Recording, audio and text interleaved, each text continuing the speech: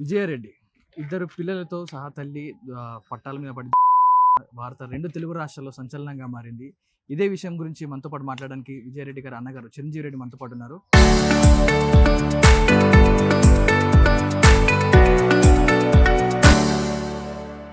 గారు, ఆ, మీ చెల్లెలు అన్న అంటే ఒక తండ్రితో సమానం, తండ్రిగా చూసుకుంటా ఉంటారు. మరి మీ చెల్లెలకి ఇలాంటి ప్రతి ఎందుకు రావాల్సి వచ్చిందంటారు? అసలు అలాంటి ఏం చెప్తారు? ఎందుకంటే అంతది అఘాయిత్యానికి పాల్పడాల్సిన అవసరం ఏమొచ్చిందంటారు?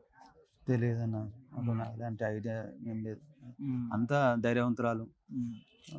కుటుంబాన్ని నడిపే ఇంట్లో ఎలా ఉండేదన్న? అంటే మీ పిల్లల్ని ఇద్దరు మీరే పెంచారంట. బయట అడిగితే మటుకు కూడా మీ పిల్లలని చెప్తారు. ఎక్కువ సామాన్యంగా చుట్టుపక్కల వారిని అడిగినా కూడా విజయరెడ్డి గారు కాదు, చిరంజీవి రెడ్డి గారి పిల్లలే అంటా ఉంటారు. అవును. అంతటి ప్రేమ ఉంది. మీకు ఎలా ఉండేది? మీ బాండింగ్ ఎలా ఉండేది ఇంట్లో? చాలా బాగుండేదన్న. మా అల్లుడు కోడలు 4 years 3 years ఉన్నప్పుడు మేము మా ఇంట్లోనే పెరిగారండి. మొన్న రీసెంట్ 10th దాకా కూడా మన ఇంటి దగ్గర పెరిగారు. మా అల్లుడు వెళ్ళి ఒక 1 year మాత్రమే అవుతుంది. 1 year కూడా కావట్లేదు, కంప్లీట్ కావట్లేదు. మా కోడలు వెళ్ళి 1.5 year మాత్రమే అవుతుంది. ఈ విధంగా అవుతుందని ఎప్పుడు ఊహించలేదండి. నేను నా చేతితో నేను పిల్లల్ని పెంచానండి. అసలు ఇప్పటికి కూడా నేను కోలుకోలేకపోతున్నాను. అసలు ఏం జరిగింది, ఎట్లా జరిగింది అనేది కూడా అసలు అంతు చిక్కట్లేదండి. అంటే కుటుంబాలలో కూడా మేము మాట్లాడుకున్నప్పుడు ఒక తల్లి చనిపోయిందంటే ఆమె డిప్రెషన్ ఉండొచ్చు, పిల్లల్ని తీసుకెళ్ళిపోయింది అనేసరికి మా ఇంట్లో తల్లిదండ్రులైనా బాధపడతా ఉన్నారు. మీ ఇంట్లో ఎలాంటి సిచ్యువేషన్ ఉంది? మరి ఏమని చెప్తా ఉన్నారు? మా ఇల్లే కూలిపోయిందండి. ఏముంది అక్కడ? ఏం లేదు. అల్లారు ముద్దుగా పెంచుకున్నామంట. రేపు పిల్లలు చేదోడు బాధలు ఉండే నాకు ఏదైనా సహాయపడతారు అనుకున్నా. ఏదో మందులో ఏదో ఉంటే తెచ్చి చేదోడు బాధలు నిలబడతారు అనుకున్నా. ఇట్లా మీకు చెప్పేవాళ్ళ నాన్నయ్య నాకు ఇలాంటి కష్టాలు బాధలు నేను కానీ ఇట్లా బాధపడుతుంది దేని గురించి అయినా? లేదండి.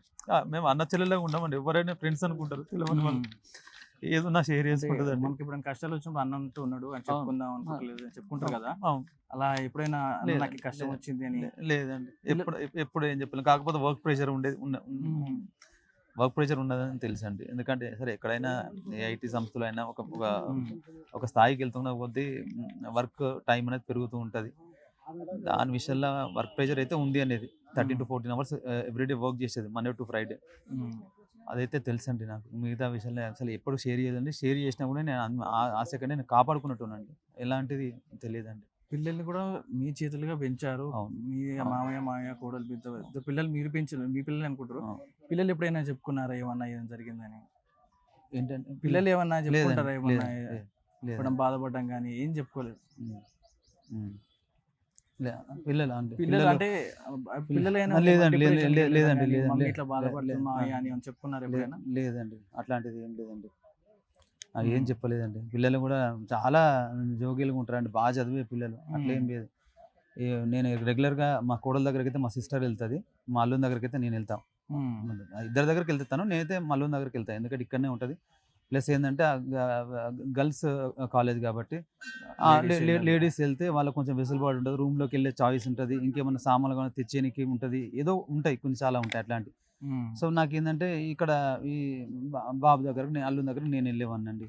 సండే వెళ్ళేవాడిని. స్వీట్స్ తీసుకొని మోటివేట్ చేసేవాడిని. వాడు కూడా చలాగ్గా ఉండేది. ఎన్నో కలలు కన్నామండి. మా అల్లుడు ఎట్లుండాలి, మా కోడలు ఎట్లుండాలి, ఇట్లా పెళ్లి చేయాలి, ఇట్లా చాలా కలలు కన్నానండి. కలలన్నీ పోలీసులు ఏమంటా ఉన్నారు? ఇప్పటి వరకు కూడా అందరూ అనుకుంటా ఉన్నారు పిల్లలతో సహా ఎందుకు వెళ్లాల్సి వచ్చిందని అందరూ అనుకుంటా ఉన్నారు. పోలీసులు ఏం చెప్తా ఉన్నారు? పోలీసు రైల్వే డిఎస్పీ గారు జావేద్ గారు కానీ, సిఐ సాయిశ్వర్ సార్ కానీ, ఎస్ఐ మహాదేవ్ గారు కానీ ఈ కేసులో చాలా చురుగ్గా పనిచేస్తున్నారండి. మేము రిక్వెస్ట్ చేసాము. ఒకసారి వెళ్ళి జావేద్ సార్ని కలిసామండి. కలిసి సార్ కూడా చాలా స్ట్రిక్ట్గా, చాలా వేగవంతంగా టీమ్స్ని పెట్టి డెడికేటెడ్ టీమ్స్ పెట్టి వర్కౌట్ చేస్తున్నారండి. ఇందులో తొందరలోనే పట్టుకుంటాం రెడ్డి గారు అని నాకు చెప్పారండి. సార్ వారికి కూడా మళ్ళీ ఒకసారి మీడియా ముఖంగా చెప్తున్నారు, సార్ తొందరగా నిజ నిర్ధారణ చేసి దీనికి ఒక ఫుల్ స్టాప్ పెట్టండి సార్. రెండు తెలుగు రాష్ట్రాల్లో ఏం జరిగింది? ఆ అమ్మకి ఇంత కష్టం వచ్చిందని బాధపడుతున్నారు. ఆ రోజు ప్రశ్నలు తలెత్తున్నాయి. ఆ అమ్మకి ఎంత కష్టం వస్తుంది, దాన్ని ఇంత అఘాయిత్యానికి పాల్పడిందని. వాళ్ళందరికీ ఏం చెప్తారండి ఒకసారిగా? దయచేసి రెండు తెలుగు రాష్ట్రాల తల్లులకు చెప్పేది ఏంటంటే కష్టాలందరికీ కామన్ అండి. కష్టం ఉండొచ్చు, ఇంకేదైనా ఉండొచ్చు. సరే ఇంట్లో వాళ్ళకి చెప్పుకోకపోవచ్చు, కానీ ఇలాంటి నిర్ణయాలు ఎవరు తీసుకోవద్దండి. బ్రతికి ఏదైనా సాధించుకోవాలండి.